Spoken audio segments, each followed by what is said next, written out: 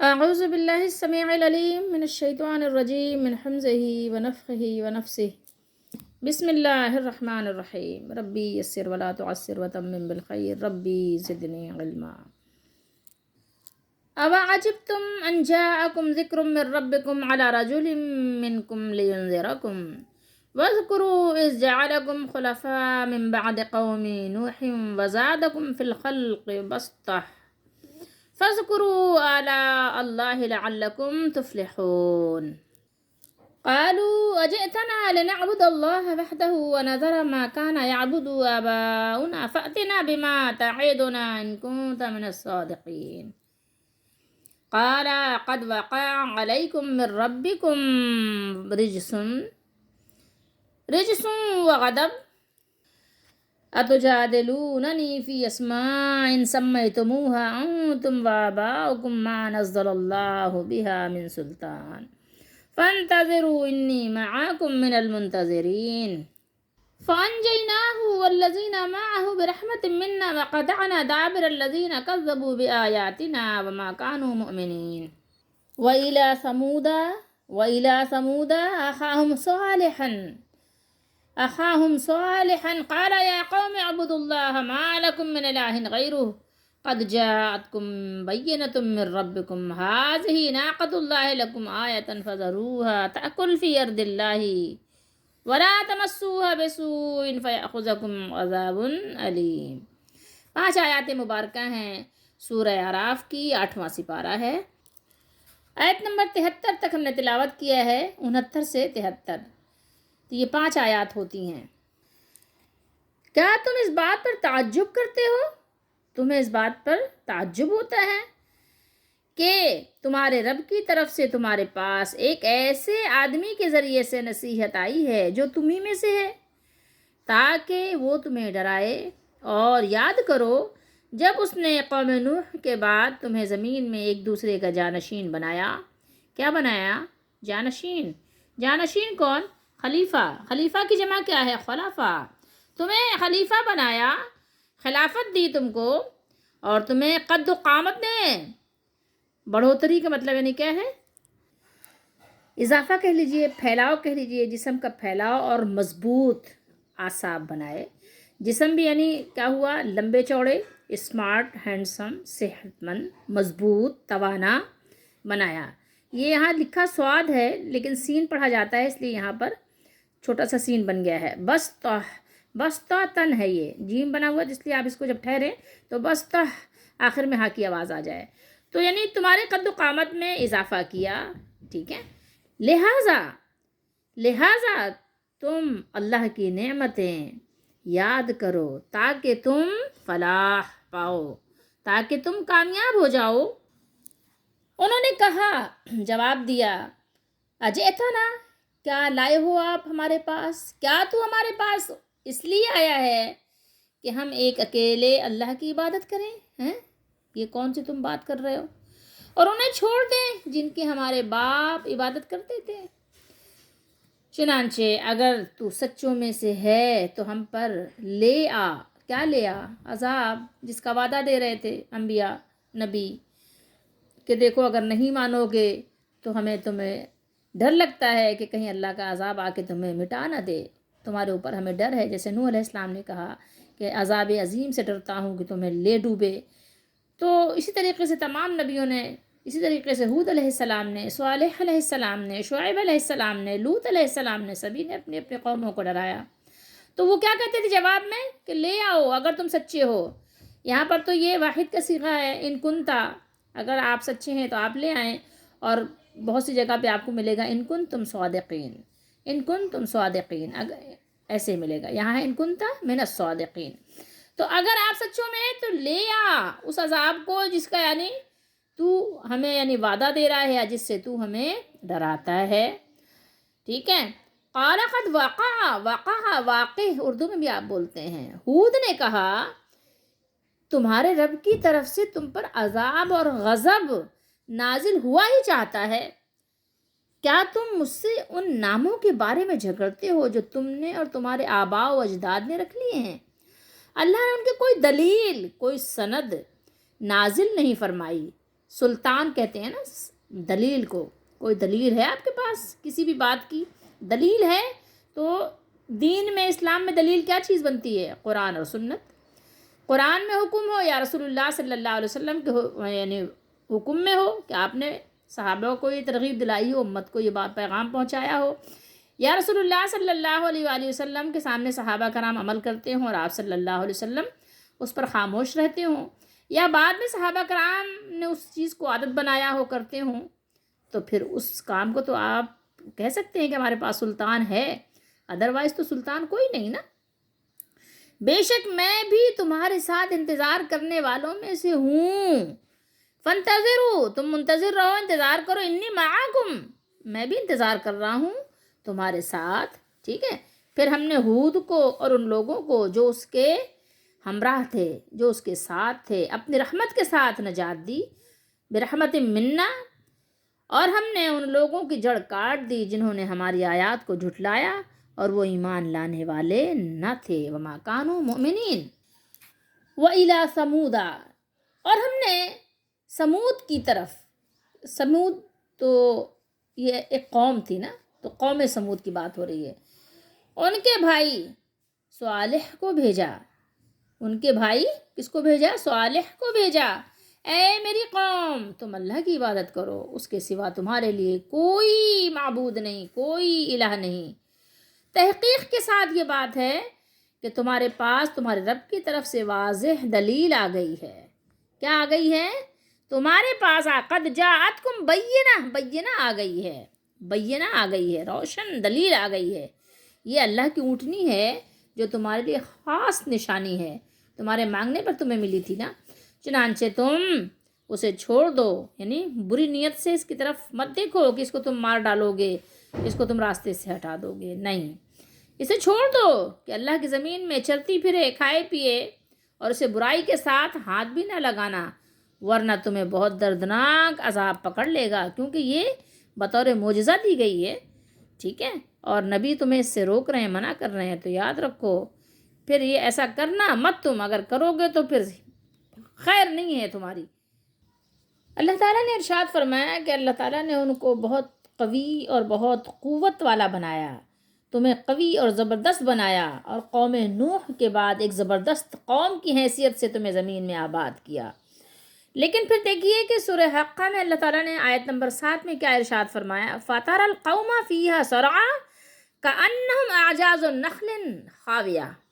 کیا مطلب ہے کہ اللہ تعالیٰ نے ان کے بارے میں بیان کیا کہ عذاب کے بعد وہ یوں گرے ہوئے تھے جیسے کھجوروں کے گرے ہوئے تنے، جیسے کھجور اپنے تنے سمیت، جڑ سمیت نیچے گر کے ایسے پڑا ہوتا ہے زمین پر بے بس، ایسے ہی وہ گرے پڑے تھے. حالانکہ اللہ نے فرمایا سورہ فجر میں التی لم یخلق مثلھا فی البلاد، فی البلاد، یعنی ان جیسا شہروں میں پیدا نہیں کیا گیا. یعنی اتنے زبردست وہ پیدا کیے گئے تھے، بڑے بڑے ستونوں والے انہوں نے محلات بنائے تھے، زبردست قوی اور قوت والے توانا لوگ تھے.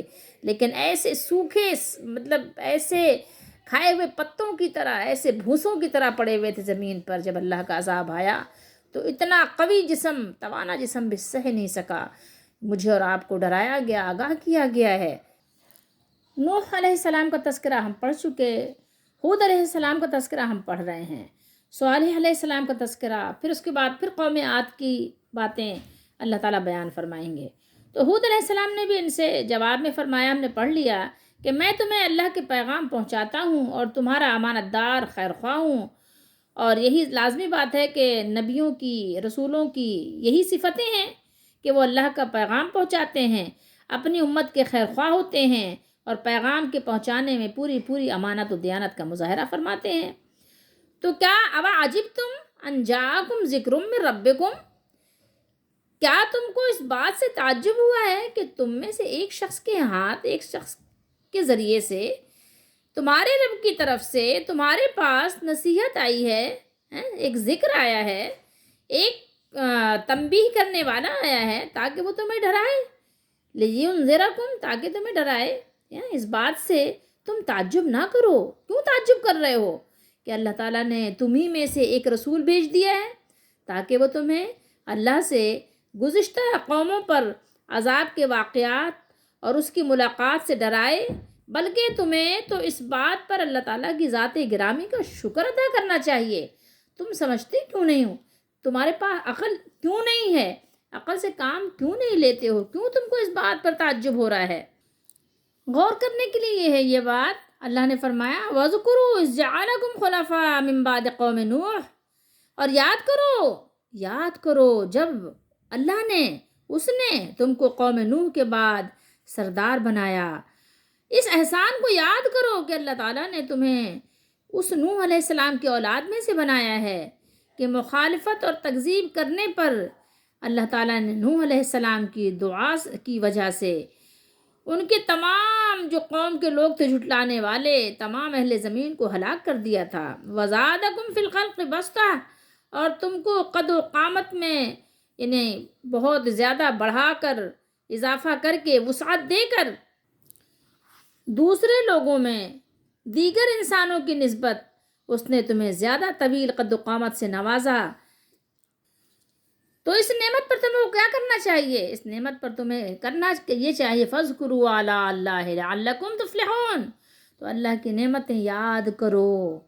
تمہیں چاہیے کہ اللہ کی نعمتوں کو یاد کرو تاکہ تم نجات حاصل کرو، فلاح پاؤ، کامیاب ہو جاؤ۔ یہاں آلاء فرمایا نا، آلاء سے مراد اللہ تعالیٰ کی نعمتیں ہیں۔ جیسے کہ آپ پڑھتے ہیں نا فَبِأَيِّ آلَاءِ رَبِّكُمَا تُكَذِّبَانِ، فَبِأَيِّ آلَاءِ رَبِّكُمَا تُكَذِّبَانِ، دونوں گروہوں کو، دونوں قوموں کو مخاطب کر کے فرمایا گیا۔ جیسے کہ نعمہ ہے نا، نعمت ایسے ہی آلاء بھی ہے، ٹھیک ہے، ایک دوسرے کے کہنا چاہیے کہ یہ مترادف الفاظ ہیں۔ تو اللہ کی نعمتیں اور اس کا احسانات جو تم پر ہیں ان کو یاد کرو، اور یہ صرف اور صرف اللہ کا حق ہے کہ ہر نعمت کی نسبت سب سے پہلے اللہ کی طرف کرو، پھر اس کے بعد جس کے ذریعے سے وہ نعمت پہنچی ہے اس کا شکریہ ادا کرو۔ سب سے پہلے اپنے مالک حقیقی کا شکریہ ادا کرو، اور اس نے اپنے نعمتوں کی نسبت اپنے مالک کی طرف منسوب کرو۔ یہ مالک کا صرف اور صرف اسی کا حق ہے۔ قالوا اجئتنا، یہ حمزہ زبرہ کیا، انا تا، تم، آپ، نا، ہماری طرف۔ قالو بولے، کیا تم ہمارے پاس اس لیے آئے ہو؟ یہ صرف قالو اجئتنا کا ترجمہ ہے، اتنا بس۔ یہاں پر اللہ تعالیٰ نے بیان فرمایا ہے کہ انہوں نے بغاوت، سرکشی، اعناد اور انکار کرتے ہوئے ہود علیہ السلام سے کہا جواب میں اجئتنا لنعبد اللہ وحدہ، لنعبد اللہ وحدہ، یعنی ایک اکیلے اللہ کی عبادت کی دعوت۔ ایک اکیلے اللہ کی دعوت پر لوگ بہت ناراض ہوتے ہیں۔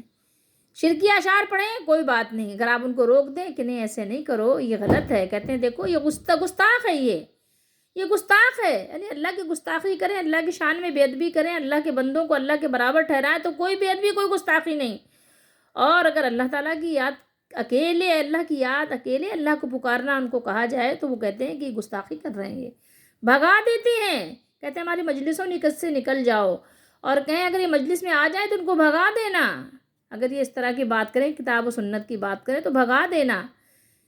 میں نے خود سنا، ایک خاتون کہہ رہی تھی کہ میرا بیٹا کہتا ہے کہ اگر ایسی خاتون آ جائیں جو آپ جب کھڑے ہو کر سلام پڑھیں، جب آپ کھڑے ہو کے اردو میں بنایا ہوا آپ کے لکھے ہوئے سلام اگر کھڑے ہو کر آپ پڑھنے لگ جائیں، اور اگر وہ خاتون کھڑی نہ ہوں، وہ والی خاتون آ جائیں تو آپ اس کو بھگا دینا، اس کو دروازے میں داخل مت ہونے دینا۔ یہ میں نے اپنے کانوں سے سنا تھا، لوگ ایسی باتیں کرتے ہیں، یعنی اگر آپ کہیں کتاب و سنت پر عمل کرو تو لوگ کہتے ہیں ان کو بھگا دینا، ان سے کہنا کہ ہمارا ان سے کوئی واسطہ نہیں ہے۔ سوچئے تھوڑی دیر کے لیے، اگر ایک اکیلے اللہ کی طرف بلایا جائے تو لوگ کان ہی نہیں دھرتے، سنتے ہی نہیں، کہتے ان کو بھگا دو، نکال دو ان کو اپنے مجلس سے۔ تو یہ آج نیا طریقہ نہیں ہے، پرانا طریقہ ہے۔ تو انہوں نے بھی کہا کیا تم ہمارے پاس اس لیے آئے ہو کہ ہم ایک اکیلے اللہ کی عبادت کریں؟ سوچئے تھوڑی دیر کے لیے، ان کو اس بات سے تعجب ہو رہا ہے کہ ایک اکیلے اللہ کی عبادت کیسے ہو سکتی ہے، جب تک کہ ظاہر ہے اللہ تعالیٰ کے تو بہت سارے انہوں نے حمایتی، بہت سارے پارٹنر مقرر کر رکھے ہیں کہ وہ اللہ تعالیٰ نے ان کو کام تفویض کر دیا ہے، سپرد کر دیا ہے، اور وہ کام کر رہے ہیں۔ زمین پہ بارشیں ان کی وجہ سے برس رہی ہیں، وہ برسا رہے ہیں بارش۔ دیکھو کسی کی دعا سے بارش برسنا، یا کسی متقی اور تقوی والے کی وجہ سے اللہ تعالیٰ اس پر رحم کھا کر بارش برسا دے اور اس کی وجہ سے اور لوگوں کو پلا دے، یہ تو ایک الگ بات ہے۔ لیکن کہتے ہیں کہ دنیا کا نظام، کائنات کا نظام کچھ ابدال چلا رہے ہیں، کچھ پتہ نہیں اور اوتاد چلا رہے ہیں، اور پتہ نہیں کون چلا رہا ہے۔ بھائی سب چھوڑ دو، اللہ تعالیٰ معاف فرمائے۔ بخاری شریف کے حدیث شریف ہے، نبی کریم صلی اللہ علیہ وآلہ وسلم نے ارشاد فرمایا کہ اسی بارش کی وجہ سے کچھ لوگ کافر ہو گئے، کچھ لوگ مومن ہو گئے۔ صحابہ نے فرمایا یا رسول اللہ ایسے کیسے؟ آپ صلی اللہ علیہ وسلم نے فرمایا جن لوگوں نے نسبت کی کہ بارش اللہ نے برسائی ہے وہ مومن ہو گئے، جن لوگوں نے کہا کہ ستارے ادھر سے ادھر آ گئے تو بارش ہو گئی وہ کافر ہو گئے۔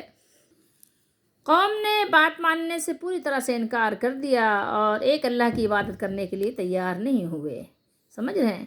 یہاں پر یہی بات بیان کی ہے اللہ تعالیٰ نے۔ انہوں نے کہا نہیں، اگر ایسا ہے تو اب دیکھیے نا یہ کیا کہہ رہے ہیں عذاب لے آئیے آپ، فَأْتِنَا بِمَا تَعِدُنَا إِن كُنتَ مِنَ الصَّادِقِينَ، لے آؤ عذاب، ٹھیک ہے تو لاؤ، جس کا ہمیں وعدہ دے رہے ہو لے آؤ، اگر سچے ہو، اگر سچے ہو تو عذاب لے آؤ، سچے ہو تو ایمان نہ لاؤ، بس عجیب سی بات ہے۔ دعا بھی کرنی ہے تو یہ کرو نا کہ اللہ اگر یہ سچے نبی ہیں تو ہمیں توفیق دے کہ ہم ان کی بات مان لیں، کم از کم اتنی اچھی دعا ہی کر لو۔ لیکن نہیں، کہہ رہے ہیں لے آؤ عذاب، لے آؤ عذاب، چیلنج کر رہے ہیں کس کو؟ نبی کو چیلنج کر رہے ہیں۔ ایسے ہو جاتے ہیں ڈھیٹ، جب شیطان حملہ کرتا ہے اور حاوی ہوتا ہے تو پھر انسان ایسے ہی باتیں نکالتا ہے منہ سے۔ تو پھر ہود علیہ السلام نے کہا قال قد وقع علیکم من ربکم رجس وغضب، رجس اور غضب تو بس اب تم اس کے مستحق ہو ہی چکے ہو، اب میں کیا کر سکتا ہوں؟ تمہارے حالات ایسے ہی ہیں اور تمہارے کارنامے بھی ایسے ہی ہیں کہ تم اللہ کی ناراضگی اور اللہ کے غضب کے مستحق ہو گئے ہو، بس اب وہی تم پر پڑے گا۔ اللہ تعالیٰ ہم سب کو اپنی ناراضگی سے بھی بچائے، اپنے غضب سے بھی بچائے، ہر طرح کے رجس سے بھی بچائے اور ہر طرح کے غضب سے بھی اللہ تعالیٰ ہم سب کو ہر وقت بچائے، ہر جگہ بچائے اور ہر طرح سے بچائے، زندگی میں بھی بچائے، موت کے وقت بھی بچائے، قبر کے اندر بھی بچائے، حشر اور نشر کے دن بھی بچائے، قیامت قائم ہونے کے وقت، پل صراط کے بھی گزرنے کے وقت، میزان قائم ہونے کے وقت، حساب کتاب کے وقت، ہر وقت اللہ تعالیٰ ہر جگہ ہم سب کو اپنے غضب سے اور ہر طرح کے رجس سے اللہ تعالیٰ بچائے۔ اور بے شک اللہ ہی بچانے والی ذات ہے اور کوئی اللہ کے سوا بچا نہیں سکتا۔ ہاں اللہ کا حکم ہو تو کسی کے ذریعے سے بھی ہمیں نفع پہنچ سکے گا۔ اتجادلوننی، یہ اردو میں بھی آپ بولتے ہیں نا جدل، جنگ و جدل، ٹھیک ہے، تو یہ ہے وہی جادل ہے، ٹھیک ہے۔ یہ اگر صیغہ آپ نکالیں تو پتہ چلے گا کہ مقابلے کے لیے بھی آتا ہے۔ تو یہ آپ سمجھ لیجئے کہ یہ تو ہے استفہام کے لیے۔ تو ضمیر کو بھی ہٹا دیجئے تو یہ جاد بنے گا نا، جادلا، جادلا، جادلو، یہ جمع کا صیغہ ہے، بس یہ بات ہے۔ تو فرمایا کس نے؟ ہود علیہ السلام نے فرمایا کہ کیا تم مجھ سے ان بتوں کے بارے میں، ان ناموں کے بارے میں جھگڑتے ہو جن کو تم اور تمہارے باپ دادا نے آلہہ نام رکھ لیے ہیں؟ حالانکہ یہ نقصان پہنچا سکتے ہیں، نفع نہیں پہنچا سکتے، ٹھیک ہے۔ یہ نقصان کس طرح پہنچا سکتے ہیں کہ اگر لازمی بات ہے کہ آپ نے اللہ کے علاوہ ان کو الہ بنا لیا ہے یا حاجت روا مشکل کشا بنا لیا ہے تو قیامت کے دن یہ آپ سے جھگڑا کر کے مزید آپ کو نقصان پہنچا دیں گے۔ لیکن دنیاوی لحاظ سے اگر آپ نے ان کو نہ مانا تو یہ کوئی آپ کے نفع نقصان کے مالک ہرگز بھی نہیں ہیں۔ اسماء اسمن کی جمع ہے، جمع بہت سارے نام ہوتے ہیں نا، اسم ایک نام، اسماء بہت سارے نام۔ سما یہ بھی جو ہے یہ ماضی کا صیغہ ہے اور اس کا باب الگ ہو گیا، ٹھیک ہے۔ جس کو رکھ لیا ہے تم نے، یعنی کچھ نام ایسے ہیں کہ جس کو تم نے بھی رکھ لیا، اس کا کچھ نام دے دیا، غوث، قطب، ابدال، داتا، خواجہ، اور اللہ معلوم کیا کیا تم نے نام رکھ لیے ہیں، ٹھیک ہے۔ اور تمہارے باپ دادا بھی ایسے ہی تھے کہ انہوں نے بھی بہت سارے، انتم و آباؤکم، ٹھیک ہے۔ اللہ نے تو کوئی ان کی سلطان اتاری ہی نہیں ہے، اللہ نے تو کہیں بیان کیا ہی نہیں ہے، ٹھیک ہے۔ اب اس موقع پہ آپ کسی کو جب قرآن کی دلیل سے مغلوب کریں گے تو پھر لازمی بات ہے کہ وہ آپ کو ٹھینگا تو دکھائے گا، آپ کو اپنے محفل سے تو بھگائے گا۔ اللہ نے تو کوئی سند نہیں اتاری ہے، یہ تو احمد رضا کا ترجمہ بھی بیان کر رہا ہے، احمد رضا کا ترجمہ بھی بول رہا ہے۔ احمد رضا بھی ترجمے کے پیچھے وہ بھی بول رہے ہیں، ٹھیک ہے، جن کو آپ نے ان کو بھی ایک بزرگ ایسا بنا دیا ہے کہ ان سے بھی آپ جا کر مانگ رہے ہیں، ان کی قبروں پہ بھی چڑھاوے چڑھا رہے ہیں، لیکن وہ بھی کہہ گئے ہیں اللہ نے کوئی سلطان نہیں اتاری ہے، کوئی سلطان نازل نہیں کیا۔ ما نزل اللہ، کوئی اللہ نے سلطان نازل کیا ہی نہیں ہے۔ یہ تو دیکھیے آپ کے احمد رضا بھی ترجمے میں کہہ رہے ہیں، بتا رہے ہیں۔ تم جتنا بھی چاہو جھگڑا کرو، جتنا بھی چاہو جنگ و جدل کرو، جتنا بھی چاہو نفرتوں کے بیج بو، لڑائی جھگڑا کرو، جتنا بھی چاہو جو کچھ بھی کرو، لیکن نہ تم اور نہ تمہارے بزرگ یہ کوئی نفع اور نقصان کے مالک ہرگز نہیں ہیں۔ اللہ تعالیٰ نے ان کی عبادت کی، ان کی عبادت سے مراد ان کو پکارنا، جو پکارتے ہیں نا آپ، یا غوث المدد، یا علی المدد، یا حسین المدد، یا خواجہ، یا داتا، یا قطب ابدال، جس کو بھی آپ پکاریں، جیسے بھی آپ پکاریں، لیکن یہ ہے کہ یہ تو آپ کو کچھ بھی مدد کرنے کو آنے کو نہیں ہے، اس لیے کہ اللہ تعالیٰ نے ان کو ایسی اجازت نہیں دی ہے، اللہ تعالیٰ نے اس کی کوئی سند آپ کو نہیں دی ہے۔ تو جن کی کوئی سند نازل نہیں کی تو تم بھی انتظار کرو، بے شک میں بھی تمہارے ساتھ انتظار کرتا ہوں۔ یہ رسول علیہ السلام کی طرف سے اپنے قوم کے لیے ایک سزنش اور شدید وعید تھی، دھمکی تھی، وارننگ تھی۔ انہوں نے بھی رکھے تھے، آج بھی رکھے ہوئے لوگوں نے نا، بارش نہ ہو تو جاتے ہیں قبروں سے مانگتے ہیں، کبھی بارش مانگ رہے ہیں، حالانکہ آپ بیمار ہو جائیں کوئی شفا نہیں دیتا جب تک اللہ شفا نہ دے۔ کتنا ہی مزاروں پہ چڑھاوے چڑھانے والا ہو، لیکن اگر اسے بیماری لگ جائے تو مزاروں پہ چڑھاوے چڑھانے سے اس کی بیماری دور نہیں ہوتی۔ اگر اللہ کی طرف سے آ گئی، لوگ برسوں ایڑیاں رگڑتے ہیں، بستر پہ رگڑتے ہیں نا، یا اچانک مر جاتے ہیں، پیر صاحب بچا نہیں سکتے۔ ٹھیک ہے، تو آپ نے کیا سمجھا ہوا ہے؟ جیسے آپ کرتے ہو نا، ایسے وہ بھی، ان کا بھی طریقہ تھا، تمہارے آبا کا بھی طریقہ تھا۔ آباؤکم، کیا طریقہ تھا؟ کسی کو بارش کا مالک مختار سمجھ لیا، کسی کو ہوا کا، کسی کو دولت کا، یہ دیوی ہے کس کی؟ یہ دولت کی دیوی ہے، اور کسی کو بیماری کا کہ یہ بیماری کو دور کرنے والا ہے، کسی کو سفر کا کہ سفر سے خیریت سے جائیں، خیریت سے آئیں، حالانکہ ان میں سے کوئی بھی در حقیقت کسی چیز کا الہ نہیں ہے، یہ صرف نام ہی ہیں، یہ صرف ان کے نام ہیں جو ان کے پیچھے کوئی حقیقت نہیں رکھتے۔ یہ صرف لوگوں نے اپنے اپنے طور پر، اپنی مرضی سے، اپنے خواہشوں کو پروان چڑھانے کے لیے کچھ چند نام ہیں جو انہوں نے رکھ لیے ہیں، اور اسی کی تکمیل وہ کر رہے ہیں، اور اس طرح اپنے وہ دل کو بہلا لیتے ہیں کہ جناب علی ہمارے اس طرح سے کچھ کام بن جائیں گے، لیکن ہرگز نہیں بنیں گے۔ دل کے بہلانے کو غالب یہ خیال اچھا ہے، بس آپ دل کو اپنا بہلا لیجئے، اور ہم کیا کر سکتے ہیں جب آپ نہیں مانتے تو۔ ورنہ اللہ تعالیٰ نے تو کہیں پہ بھی یہ نہیں فرمایا کہ میں نے اپنی خدائی میں سے، میں نے اپنی ملکیت میں سے اس قسم کے اختیارات فلاں کی طرف، یا کسی بزرگ کی طرف، یا کسی نبی علیہ السلام کی طرف، یا کسی کو مشکل کشا میں نے بنا دیا ہے، کسی کو گنج بخش بنا دیا ہے، کسی کو میں نے غوث بنا دیا ہے، کسی کو داتا اور دستگیر بنا دیا ہے، کسی کو خواجہ بنا دیا ہے، نہیں، ایسا تو کوئی بھی سلطان اللہ نے نازل نہیں کیا۔ اور اس قسم کے القاب لوگوں نے گڑھ کر ان بزرگوں کی طرف منسوب کر دیے ہیں جو شرک ہیں اور لازمی شرک ہیں۔ ان سے بچاؤ ضروری نہیں، بہت ضروری ہے، از حد ضروری ہے۔ اور اگر آپ کہتے ہیں کہ یہ صرف بتوں کے لیے ہے تو پھر آپ بتائیے، اگر آپ کہتے ہیں کہ صرف بتوں کے لیے ہے یہ بات، تو پھر آپ کو دلیل دینی پڑے گی کہ ہاں بزرگوں سے مانگنے کو اللہ نے جائز قرار دیا ہے، اور اللہ کے نبی نے مانگا ہے، اللہ کے نبی نے کسی نبی سے مانگا ہے۔ ابراہیم علیہ السلام اللہ کے خلیل تھے، تو اللہ کے نبی محمد رسول اللہ نے ان سے مانگا ہے، ابراہیم علیہ السلام کے وسیلے سے، یا ابراہیم علیہ السلام سے مانگا ہے ان کی قبر سے۔ موسیٰ علیہ السلام کلیم اللہ تھے، تو اللہ تعالیٰ نے نبی صلی اللہ علیہ وسلم کو کہا ہو کہ جاؤ موسیٰ علیہ السلام کی قبر پر مانگو، یا موسیٰ علیہ السلام کو پکارو، یا سلیمان علیہ السلام کے پاس بہت سارے معجزات تھے، سلیمان علیہ السلام کو پکارو، وہ تخت و تاج ہوا میں اڑا دیتے تھے، 1 مہینے کا سفر تھوڑی دیر میں کر لیتے تھے، تو نبی صلی اللہ علیہ وسلم سے کہا جاتا کہ بھائی سلیمان علیہ السلام کو بلا لیجئے، سلیمان علیہ السلام آئیں گے، انہی کے تخت پر، انہی کے قالین یا کارپیٹ پر بیٹھیے گا، ہوا کو حکم دیجئے گا، اور ہوا کے ساتھ آپ مدینے ہجرت کر کے پہنچ جائیے گا۔ آپ کو تو اتنی مشکل اٹھانے کی ضرورت نہیں ہے کہ آپ 3 دن غار میں بیٹھیں، چھپیں لوگوں سے، پھر اس کے بعد اتنی تکلیف دہ سفر آپ اختیار کریں، اونٹنی پہ بیٹھ کر مدینے جائیں، 1 ہفتہ لگ جائے آپ کو مدینہ پہنچنے میں، دشمن پیچھا بھی کریں، دشمن کو اللہ تعالیٰ ذلیل کر دیں، لیکن آپ کا سفر تو بہرحال دشوار گزار تھا، صرف دودھ پر گزارا ہو رہا تھا، کھانے پینے کی اشیاء بھی نہیں تھیں۔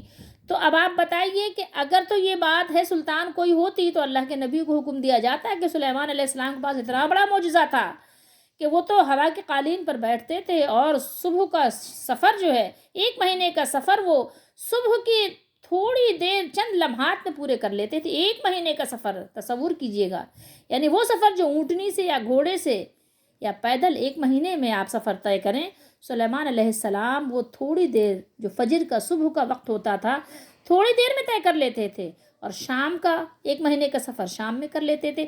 یعنی 1 مہینے کا سفر جو 1 مہینے کے بعد آپ جہاں پہنچے ہیں، سلیمان علیہ السلام تھوڑی دیر میں چلے بھی جاتے تھے، آ بھی جاتے تھے، پورا دن وہاں گزار بھی لیتے تھے۔ آپ ذرا سوچ سکتے ہیں 1 مہینے کا سفر کر کے 1 دن کے اندر جانا اور 1 دن کے اندر واپس آنا اور پورا دن وہاں اپنی ڈیوٹی پوری کرنا، ذرا آپ سوچ تو لیجئے کہ اللہ نے ہی ان کو یہ دیا تھا، لیکن پھر بھی اللہ نے محمد رسول اللہ صلی اللہ علیہ وآلہ وسلم کو یہ معجزہ نہیں دیا۔ تو محمد رسول اللہ صلی اللہ علیہ وآلہ وسلم مکے میں کافروں سے بچاؤ کرنے کے لیے 3 دن غار میں بیٹھتے ہیں، اور پھر اس کے بعد 4-5 دن کا آپ سفر پورا کر کے پھر آپ 1 ہفتے کے بعد مدینہ شریف پہنچتے ہیں۔ دشمنوں سے اللہ تعالیٰ آپ کا بچاؤ کرتے ہیں۔ تو پھر تو اللہ تعالیٰ نے اس وقت تو یہ سلطان نازل نہیں کی کہ سلیمان علیہ السلام کا جو معجزہ دیا گیا تھا وہی محمد رسول اللہ کو آئیں، سلیمان علیہ السلام تھوڑی دیر کے لیے یہ کام کریں اور پھر چلے جائیں، ایسا تو نہیں ہوا۔ تو کیا آپ غور نہیں کرتے؟ کیا کیوں نہیں کرتے غور؟ یہ تو سلیمان علیہ السلام کا معجزہ تھا، ان کی زندگی میں تھا، اس کے بعد تو نہیں تھا۔ اگر اس کے بعد ایسی کوئی سلطان ہوتی، ایسی کوئی دلیل برہان بینہ ہوتی تو ضرور رسول اللہ صلی اللہ علیہ وسلم اس کو اختیار فرماتے، یا ابراہیم علیہ السلام کو پکارتے کہ آپ آئیے، آپ خلیل ہیں، آپ کے لیے آگ گلے گلزار ہوئی تھی، میرے لیے بھی آپ جو ہے چلیں، میرے ساتھ میری ہیلپ کریں، میری مدد کریں، یا بلائیے خضر کو، یا خضر کو بلائیے اور وہ جو ہے ہمیں 1 لمحے میں پار لگا دیں، ہمارا بیڑا پار کر دیں۔ کچھ بھی نہیں، وہی ایک جو پراپر چینل جو ہے، جو طریقہ کار تھا، اسی طریقہ کار سے محمد رسول اللہ صلی اللہ علیہ وسلم چل کر ہجرت کر کے مکے سے مدینے دشمنوں سے اللہ تعالیٰ کی حفاظت میں آپ تشریف لے گئے۔ تو بتائیے آپ کو کیا سمجھ نہیں آتی؟ کیوں نہیں سمجھ آتی آپ کو؟ یہ ناموں سے کیا حاصل ہوگا؟ کچھ بھی حاصل ہونے والا نہیں ہے۔ فَأَنْجَيْنَاهُ وَالَّذِينَ مَعَهُ بِرَحْمَةٍ فَأَنْجَيْنَاهُ کیا فرمایا اللہ تعالیٰ نے؟ پھر ہم نے ہود کو اور جو لوگ ان کے ساتھ تھے ان کو نجات بخشی، اور جنہوں نے ہماری آیتوں کو جھٹلایا تھا ان کی جڑ کاٹ دی، اور وہ ایمان لانے والے تھے ہی نہیں۔ ان کی ہلاک کرنے کی کیفیت کو اللہ تعالیٰ نے قرآن مجید کے کئی ایک دوسرے مقامات پر بیان فرمایا ہے، اور وہ یہ کہ ان پر ایسی نامبارک ہوا چلائی گئی جس کو اللہ تعالیٰ نے قرآن میں منحوس بھی فرمایا ہے، جس کو ٹھیک ہے دنیا میں ویسے کوئی چیز کسی شخص کو اللہ نے منحوس نہیں کہا، لیکن وہ ہوا ان پر منحوس بن کر آئی کہ ایسی نحوست والی ہوا تھی، نامبارک ہوا چلائی کہ وہ جس چیز پر چلتی تھی اس کو ریزہ ریزہ کیے بغیر نہیں چھوڑتی تھی، جس کو کہ اللہ تعالیٰ نے سورہ حقہ میں بیان فرمایا ہے کہ جب انہوں نے بغاوت اور سرکشی اختیار کی تو اللہ تعالیٰ نے انہیں نہایت تیز آندھی کے ساتھ ہلاک کر دیا۔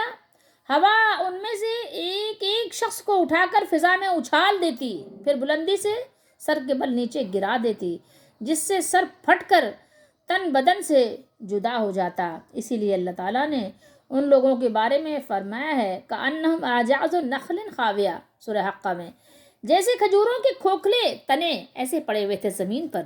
تو تمہاری کیا حیثیت ہے؟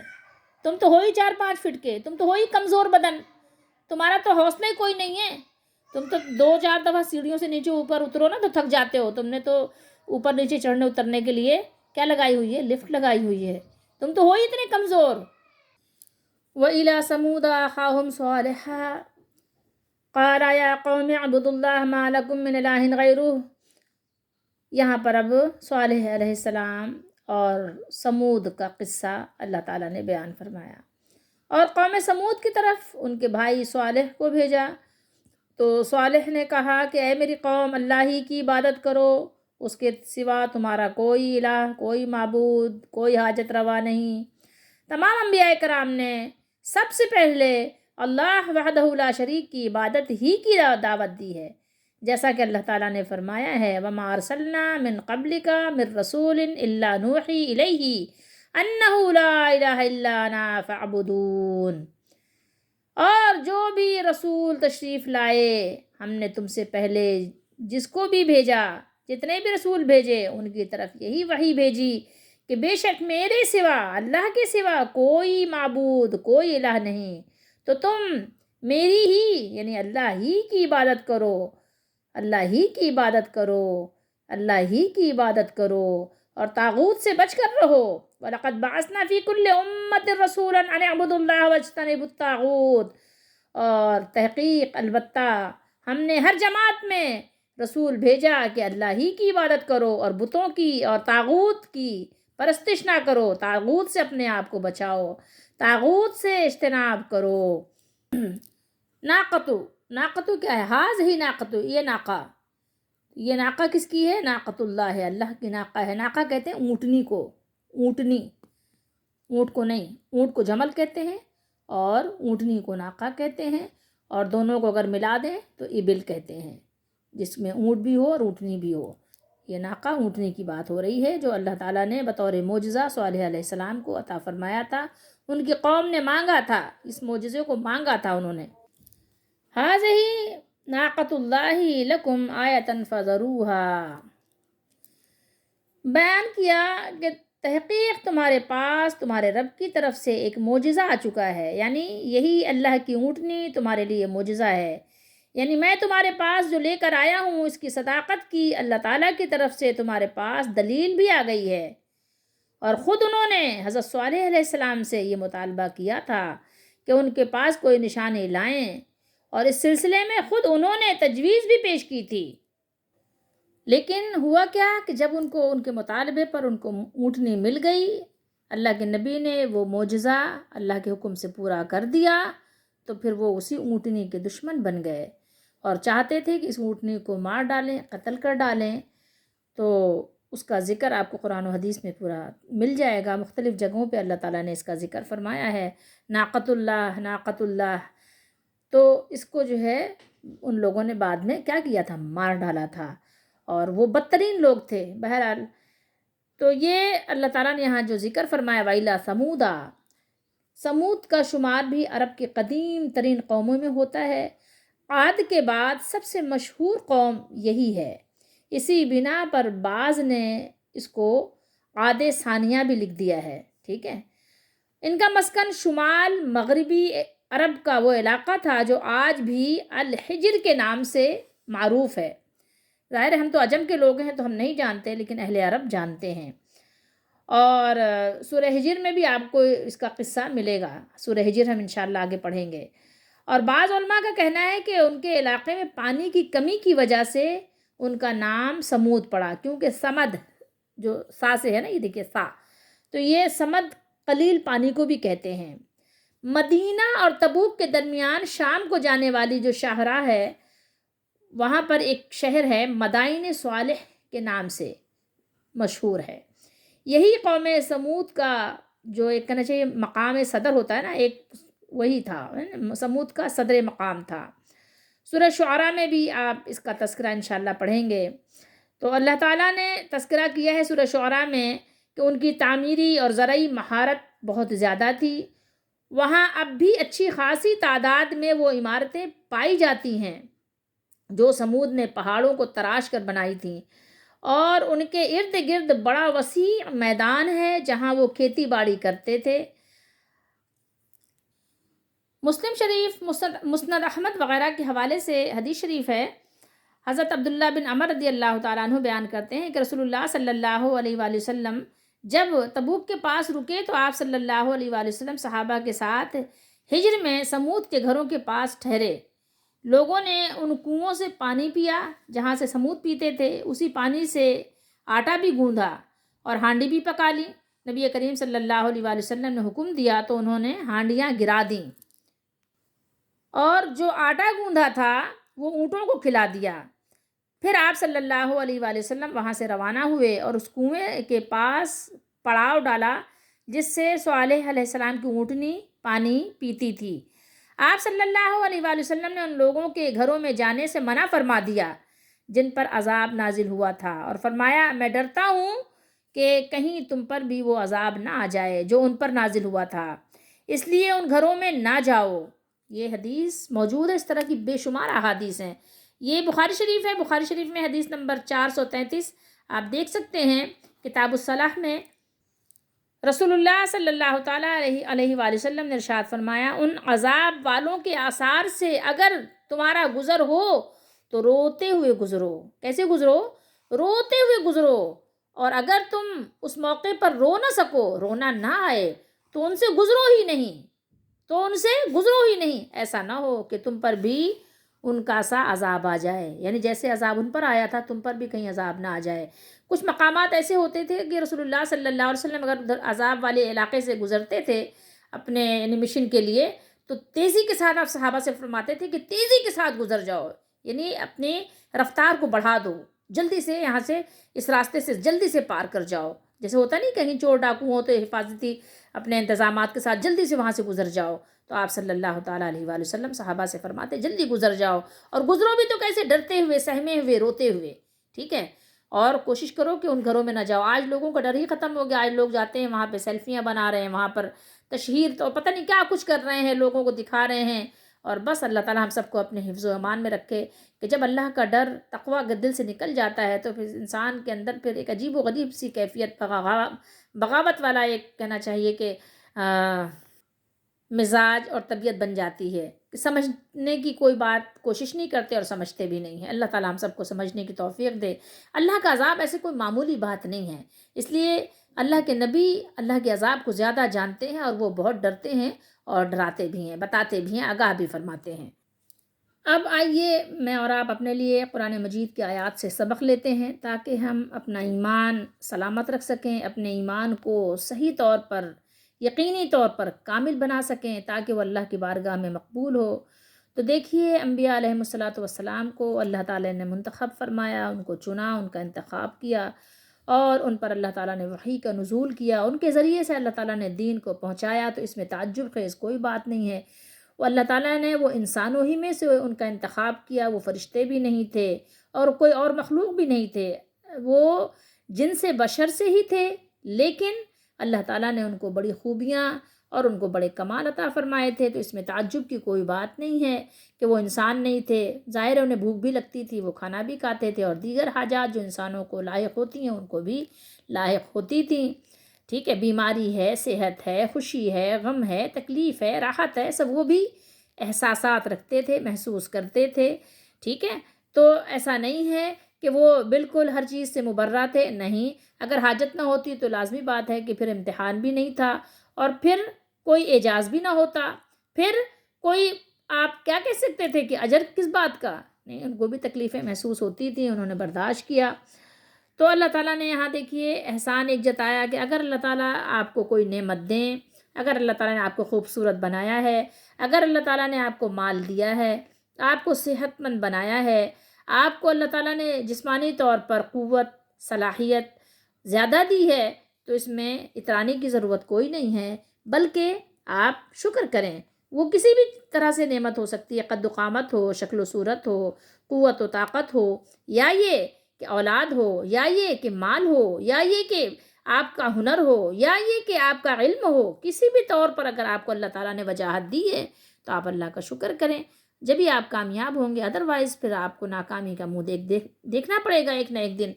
اور اس کے بعد اس میں اپنے لیے کیا سبق نکالیں کہ ایک اللہ کی، ایک وحدہ لا شریک کی عبادت کرنی ہے، کسی اور کی عبادت ہرگز نہیں کرنی ہے۔ آپ نے جان لیا کہ ہر نعمت اللہ تعالیٰ ہی کی ہے اور ہر نعمت اللہ تعالیٰ ہی کی طرف سے ملتی ہے، ٹھیک ہے؟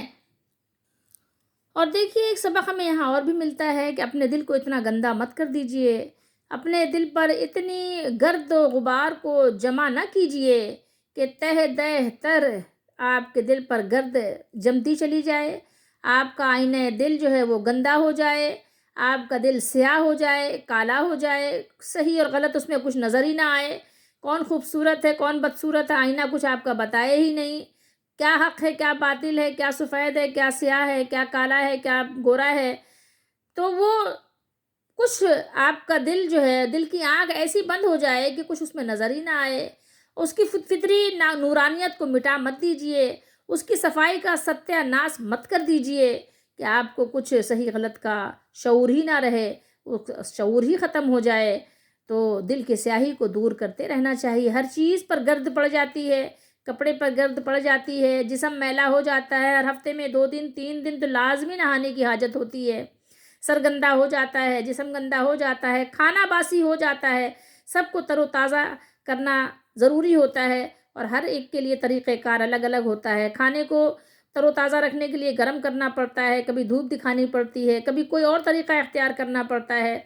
اسی طریقے سے کسی گھر میں کہیں پر اگر گرد و غبار جم جائے تو اس کو ڈسٹنگ کرنی پڑتی ہے، صفائی جھاڑ پوچھ کرنا پڑتا ہے، جسم پر ہو جائے تو نہانا دھونا پڑتا ہے، لیکن اگر دل پر ہو جائے تو پھر کیا کرنا پڑتا ہے؟ پھر اللہ کو یاد کرنا ہوتا ہے، دین الہی کو سمجھنا ہوتا ہے، انبیاء کی زندگی کو پڑھنا ہوتا ہے، سنت کو دیکھنا ہوتا ہے، تو اس کے ذریعے سے اللہ تعالیٰ دلوں کی سیاہی کو دور کر دیتے ہیں۔ اس میں ہمارے لیے یہ سبق پوشیدہ ہے۔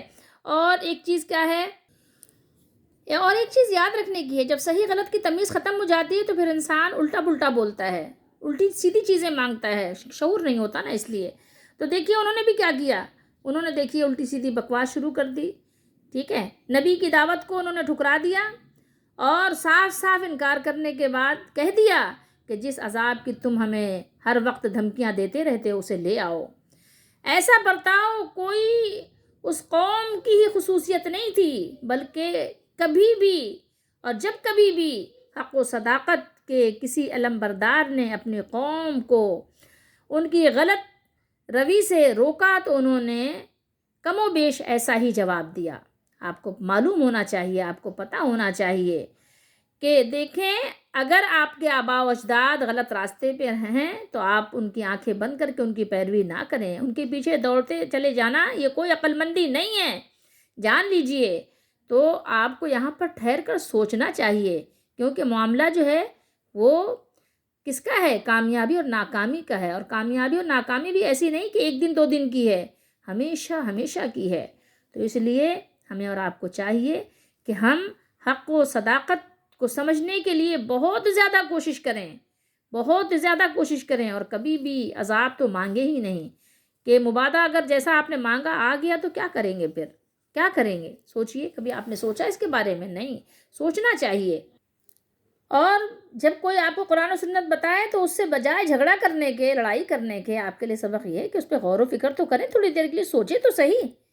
ناسمجھی کی بدعقلی کی ایک علامت یہ بھی ہوتی ہے کہ کسی چیز کو ماننے یا نہ ماننے کے لیے وہ لوگ کیا کرتے ہیں کہ اپنی عقل کو، بلکہ ناقص عقل کے فتوے پر وہ عمل کرتے ہیں، اسی کو وہ پابند ہو جاتے ہیں۔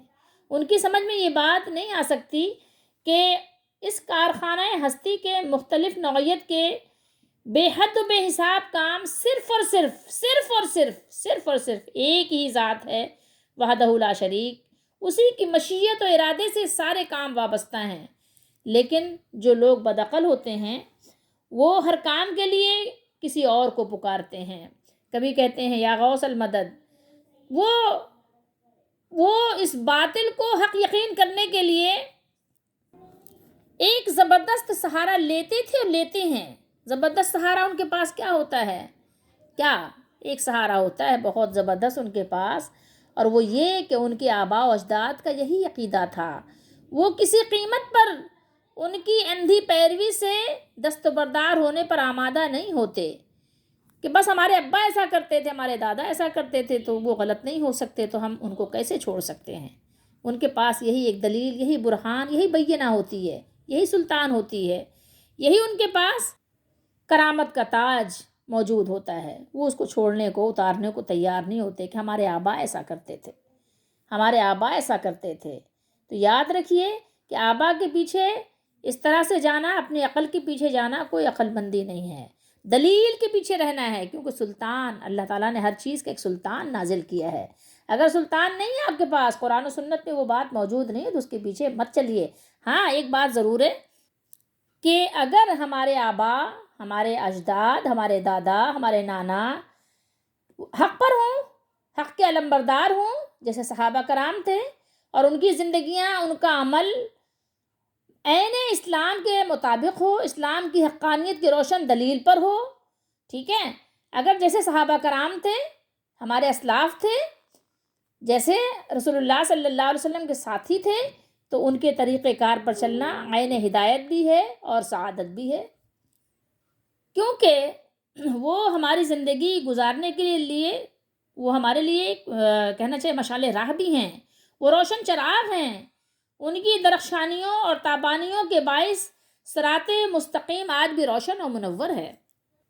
اور دیکھیے اس میں ایک سبق اور بھی ہے کہ اگر آپ یہ کہتے ہیں کہ صرف بتوں کے لیے ہے، تو پھر آپ کو بتانا پڑے گا کہ کیا ہم کسی اللہ کے ولی سے مدد مانگ سکتے ہیں کہ ولی آئیے ہمیں آپ مدد دیجئے، یا ہم بارش جیسے ہے، بارش کا فرشتہ مقرر ہے اور اللہ کے حکم سے بارش اللہ تعالیٰ نے اسی کے ذمے ڈیوٹی لگائی ہے کہ جب برسنا ہے، جب ہے جو بھی اللہ تعالیٰ نے اس کے ذمے لگایا ہے، بادل سے بارش برستی ہے. تو کیا جب بارش نہ ہو تو ہم یہ مانگ سکتے ہیں کہ بارش کے فرشتے بارش برسائیے، اے بادل پانی لے کر آ، اے بادل بارش برسا دے؟ کیا یہ ہم مانگ سکتے ہیں؟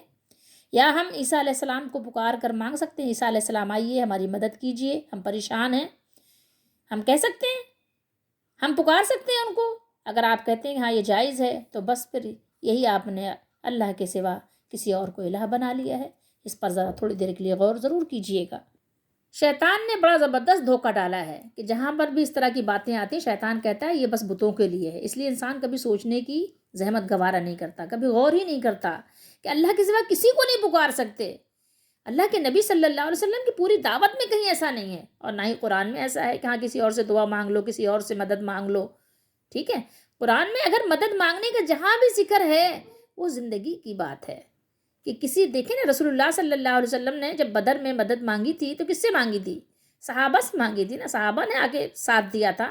لیکن جب احد میں جو صحابہ نہیں تھے تو کیا رسول اللہ صلی اللہ علیہ وسلم نے کبھی کہا یہ بات کہ ہمارے چچا آئے تھے مدد کرنے؟ جب آپ کے چچا شہید ہو گئے احد میں تو اس کے بعد تو لازمی بات ہے کہ آپ نے کبھی بھی ان چچا سے مدد نہیں لی، حالانکہ وہ شہید زندہ ہیں، لیکن نہیں. تو آپ کو سمجھنے پڑیں گی یہ باتیں کہ دیکھیں زندوں کو مدد کے لیے بلانا اور قبر والوں کو بلانا دو ایک الگ الگ چیزیں ہیں، الگ الگ ٹاپک ہیں، الگ الگ ابواب ہیں. سمجھتے کیوں نہیں بات کو؟ سمجھنے کی کوشش کیجئے. تو بہرحال باتیں بہت ہو گئی، انشاءاللہ پھر اگلی نشست میں اگلی آیات پڑھیں گے تو پھر اپنے لیے بہت سارے سبق نکالیں گے. ہمیں بہرحال اللہ تعالیٰ کی آیات پر غور کرنا ہے، اپنا بچاؤ کرنا ہے، اپنے لیے اچھی اچھی دعائیں کرنی ہیں، اور اپنے لیے اللہ تعالیٰ سے اس کی پناہ طلب کرنی ہے کہ اللہ تعالیٰ ہمیں ہر طرح کے اپنے عذاب سے بچائے، اور اللہ تعالیٰ ہم سب کو اپنے نیک بندوں میں، مسلمانوں میں، ایمان والوں میں قبول بھی فرمائے، شامل بھی فرمائے، شمار بھی فرمائے، اور اللہ تعالیٰ ہماری دستگیری فرمائے، ہر طرح کے کفر شرک سے ہم سب کو بچائے، ہماری حفاظت فرمائے.